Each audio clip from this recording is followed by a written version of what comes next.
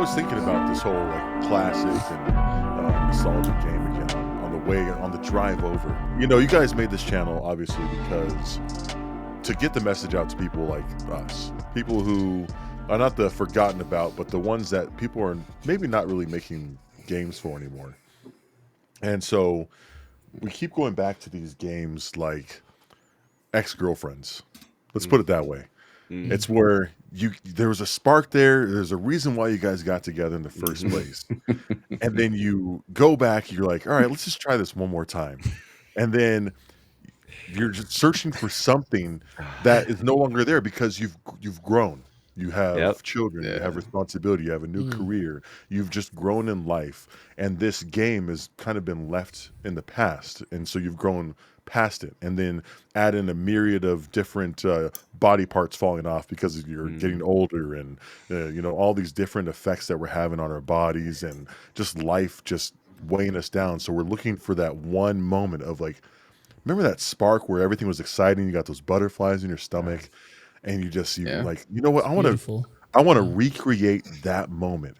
And then you're like, you go back to it and you're like, oh, this is so great. And then 2 months, you're like, I remember why we broke up. Like, and so it's just like you go to that. So you're chasing this never ending nostalgia of that ex-girlfriend that was just so much fun, or your ex that was just so much fun. And then you realize why it didn't work out in the first place. So when I see all these new classics coming back, you know, classic plus, classic, everything. I'm like, oh man, that sounds so great. And you go out there, you play it for 1-2 months, you're just like, oh man, like this was fun. You know, you learned some new things. I learned some new things. We've both grown, but you're still classic. And I'm over here with retail now, or I'm over here with this new game, this new thing that's sparking interest in my life. That we're trying to cater to this thing that we keep chasing. And I mean, I miss all those moments, but I think the thing I miss the most is those times in the games that you have with a community where you share something that is never going to happen again. This one thing that was like inside joke that everyone was laughing at, and you're trying to go back and recreate a moment, not the game, but those moments. And I think that's what it is. Beautifully put. You know, so true. Put some music underneath there. Put some strings, some orchestra. Beautiful. Really beautiful. And you know what, James? I watched all of the retail WoW presentation, and you know what I can tell you? What? It's going to be different this time. Surely it's not going to be like all the old times we got back together. This is the one. I'm convinced. So let's jump into it. The WoW World Soul You sultry Saga. little harlot, you. We didn't just get one expansion announcement. We got 3 expansion announcements. Insane. I mean, I don't know. I didn't see that coming, I could say. My hope was for a WoW reset, which I think looks to be in the near future. But was this on anyone's radar? I mean, were you guys like, this is what we're going to get? I feel like... Is it just me, or are they just almost rebranding it? I feel like in every expansion, there's another part of the expansion that gets its own cinematic or trailer or story buildup. It's a big patch. Like, how is this any different? I feel like they're just naming the patches expansions. Oh, it's way different. It's way different. Is it? I'll tell you, but I want to let everybody else go first. What are you guys' thoughts on the big announcement? I don't know. For me, it's story first. And that's what's got me excited. It's story first. And the fact that just this cinematic, it started with Thrall and Manduin. God, that Can we talk about that for just a moment? Let's just like at least 2 or 3 minutes. Oh, of course. Exactly. That's all it'll take. What'd you think, Scotty? Oh, man. First of all, the sand got me. Like the sand looked incredible. And then, of course, I hate sand. It gets everywhere. It's rough and coarse. But, I mean, obviously, the visuals were stunning. And then the way that Chase and I were talking again, the way their eyes conveyed emotion was incredible. It was really like watching actors on screen, which, I mean, it's voice actors, but yeah, the visual effects were incredible. And then the story, and see, for me, I felt very emotional from that. and I have no idea what's going on in the story right now. Mm-hmm. So like they were able to say like, hey, if you haven't been here, some shit's gone down. Mm-hmm. And it's like, wait, wasn't Anduin the little kid that kept saying his father was gone somewhere in Stormwind? And now he's just this grown dude that's seen some shit. And it was powerful. And of course, you bring Metzen and Thrall back into the picture. He's just so majestic and yeah. And that's why they call him Manduin now. But yeah, what do you guys think, man? Do you got that same goosebumps too? Like you said, it was super well done trailer. Like I said, someone who doesn't main WoW, I was like, whoa, this is, and I've seen trailers in the past, with the whiny Anduin, and you're like, oh, this kid's a little punk, like, you know what I mean? And I think even I know in WoW Story, you're kind of waiting for that, crossover into manhood for Anduin, and it just seems like you thought it would happen, like, but it didn't happen. But this one, I think there's no doubt any longer. You know what I mean? Like he is the next character that I'm interested in hearing about, and it's obviously, I'm bearing the lead a little bit. The War Within is obviously a play on Anduin as well. Like dealing with the stuff that he's went through, not just we're going inside of Azeroth to visit these underground zones or whatever. You can feel Metzen all over this, can't you? Like, yeah, it's back. This cinematic had to have been his idea or something. You know 100%. What I mean? Like, this had to have been him. He's like, no, let's go back to the basics. Let's just have Anduin and Thrall and just have this what meeting. A good voice actor he is, too. Yeah. My goodness. It said it all to me. I don't know, the point where he's holding his sword out and the sword is shaking, so unsure, and Thrall steps into the sword and it becomes still. Like, Thrall is the voice of surety, of like, I'll be your rock. I will help you go forward. And I was like, man, this is so powerful. There's probably so many other subtexts that went on in that trailer that are super incredible, but it set the stage. You know what I mean? It followed, that right after the Metzen talk was, mission accomplished, job well done, everyone. So I think you're onto something, Coltrane, about story first. I think for a lot of years, a lot of people have been like, I don't care about the WoW storyline. It's not the most compelling thing about the game. I want to go raid. I want to do Mythic Plus. I want to space bar and skip all this story dialogue and context. And a lot of people went to Final Fantasy 14, and a lot of people went to play Guild Wars 2 and other games that are more narrative heavy. And I think this is important.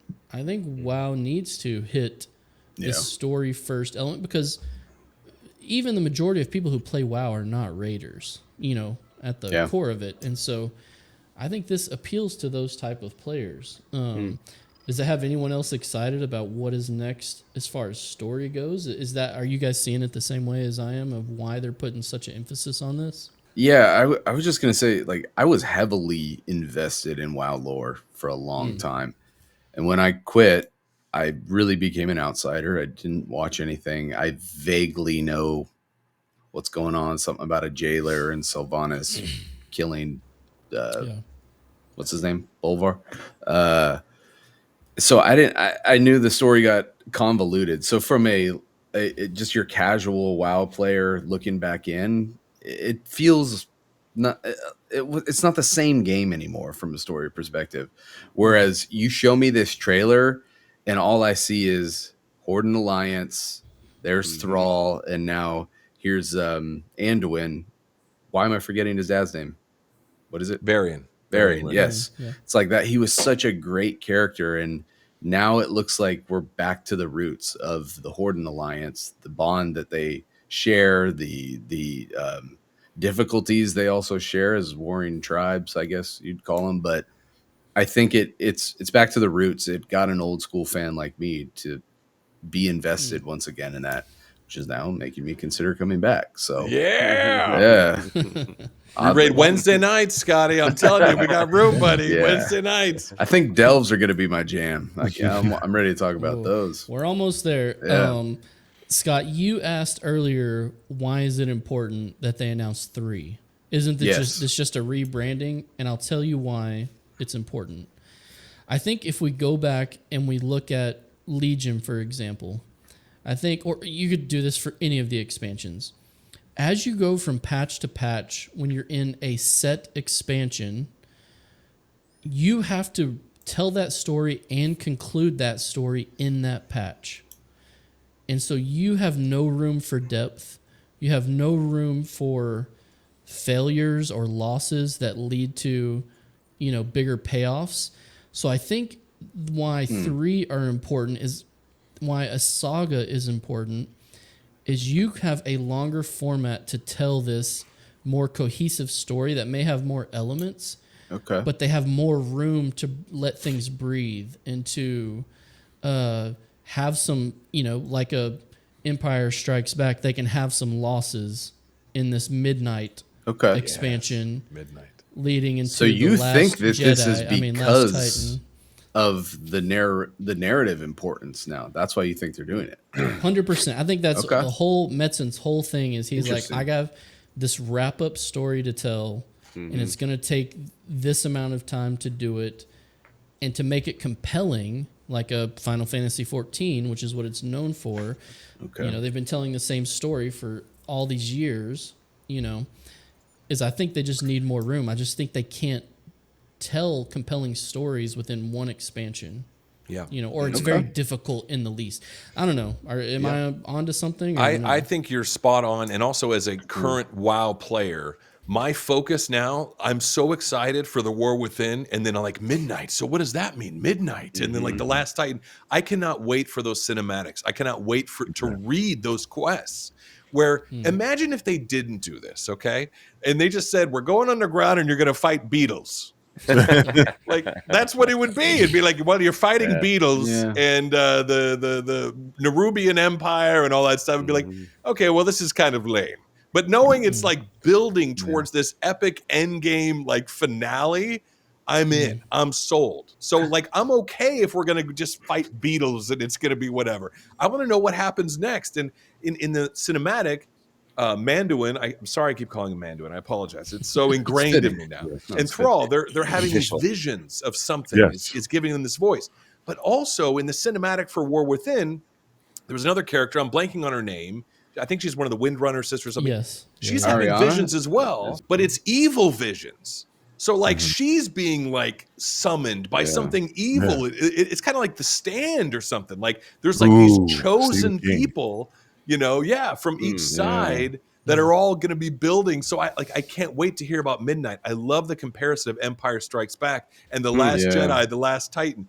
Yeah. Brilliant comparison, Tom. I love that. So, it's funny that you brought that up, Tom, because I did it in real time, and I think that's a factor that's often overlooked among a lot of gamers is, yes, we want the game to be fun, the combat to be satisfying, there be rewarding things to do, but subconsciously, the emotional investment in the characters and the story and the world in the game as a whole makes us want to play it more. It is more immersive. It actually makes us feel like we're part of the world and the narrative. So I think that's a great point, man, because then I think about myself in some of the games. Like, I haven't paid one lick of attention to what's going on in New World. So I think that's probably a factor of why I don't want to play it as much as I did WoW. Same for Guild Wars. Don't really care about that. So, it's an important piece. And I definitely saw that in myself as you were talking about it because it became clear at that point.